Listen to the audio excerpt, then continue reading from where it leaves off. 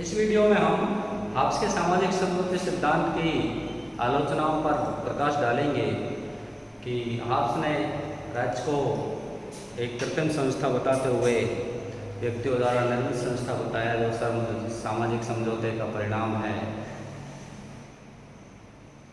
Halves के सामाजिक समझौते सिद्धांत की ओवरऑल जो आलोचना है वो अनेक एंगलों पर की जाती है। उसके संप्रभुता संबंधी, उसके मानव स्वभाव, उसकी प्राकृतिक अवस्था, उसकी राज्य संबंधी अवधारणा, उसके निरंकुश शासक का समर्थन आदि।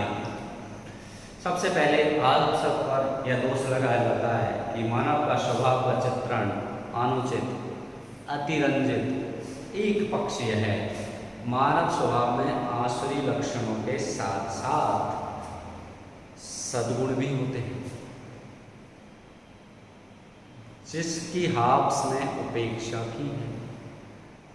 इसी प्रकार हाब्स मनुष्य को एक असामाजिक प्राणी बतलाता है जो अरस्तु के इस स्वाभाविक कथन के विपरीत है कि मनुष्य एक सामाजिक प्राणी है। हाब्स के सामाजिक अनुबंध की जो कहानी है वो नितांत भ्रमपूर्ण है। ये आरोप हाब्स पर लगाया जाता है। पहली बात तो यह है कि हाब्स ने जिस प्राकृतिक अवस्था का चित्रण किया है वह हमें इतिहास में देखने को नहीं मिलती।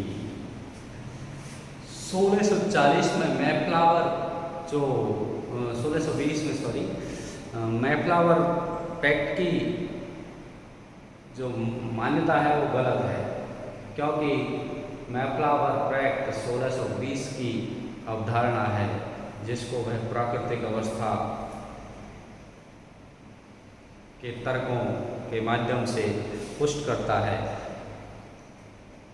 1620 की मानव विकास की अवस्था और प्राकृतिक जो काल्पनिक अवस्था है उसकी अवस्था, उनकी जो ज्ञान का जो स्तर है उनमें दिन रात का अंतर मिलता है। दूसरी ओर यह सिद्धांत तर्क की दृष्टि से भी हमारी समझ में नहीं आता। जब एक व्यक्ति दूसरे व्यक्ति का खून का प्यासा है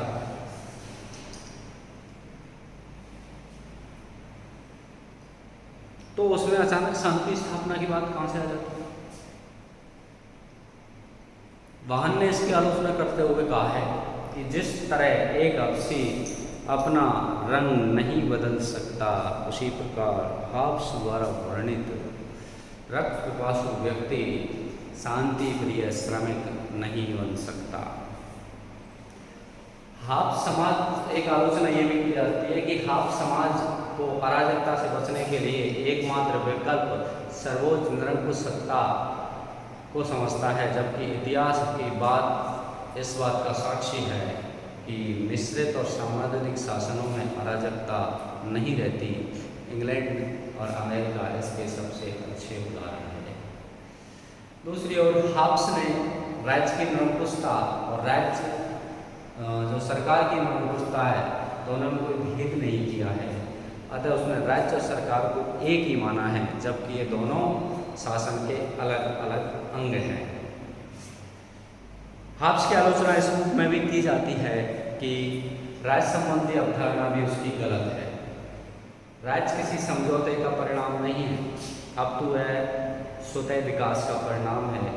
ये राज्य की उत्पत्ति के संबंध के सिद्धांत जब हम पढ़ते हैं तो ये बात स्पष्ट है। इसी प्रकार राज्य की स्थापना अनुचित है और अनैतिक उद्देश्य स्वार्थ पूर्ति के लिए हुई है, ये भी हाब्स की अवधारणा गलत है। राज्य की स्थापना केवल पुलिस राज्य की अवधारणा पर ही आधारित नहीं है, अब तो राज्य की स्थापना व्यक्ति के व्यक्तित्व का सर्वांगीण विकास करने के लिए हुई है। यह सर्वथा सत्य है। इसी प्रकार प्राकृतिक अवस्था में हाब्स मत्स्य न्याय के सिद्धांत को व्यक्ति के जीवन पर अपनाया है जो गलत है, क्योंकि वर्तमान में व्यक्ति की मृत्यु पर समाज में दुख, दया, सहानुभूति होती है, जबकि हाब्स के अनुसार मनुष्य को खुशी होनी चाहिए, जबकि ऐसा है नहीं। इस प्रकार हाब्स के जो सामाजिक समझौता सिद्धांत है उसकी अनेक आलोचनाएं की जाती है। साथ ही इसमें आलोचना एवं हाब्स के सामाजिक समझौते सिद्धांत का क्या महत्व है। हाब्स की चाहे जितनी भी आलोचना हो, राजनीतिक चिंतन में उसकी महान देन है जो निर्विवाद है। सर्वप्रथम हाब्स ही प्रथम विचारक है जिसने अपने अध्ययन में सर्वप्रथम वैज्ञानिक पद्धति का उपयोग करते हुए अपने राजनीतिक चिंतन में तर्क और बुद्धि को समावेश किया है। हाब्स ने तर्क और बुद्धि के माध्यम से कल्पना का मिश्रण करके और राज्य की उत्पत्ति के संबंध का तार्किक जो सिद्धांत है उसका प्रतिपादन किया है। दूसरा हाब्स के सामाजिक समझौते सिद्धांत का महत्व इस रूप में है कि हाब्स वैधानिक समझौता सिद्धांत का प्रतिपादन करता है, जिसके विचारों से प्रभावित होकर ऑस्टिन ने अपने जो विचार है उनका विकास किया है। जिसके विचारों से प्रभावित होकर ही ऑस्टिन ने अपने वैधानिक समझौता सिद्धांत का समर्थन किया है, प्रतिपादन किया है, विश्लेषण किया है।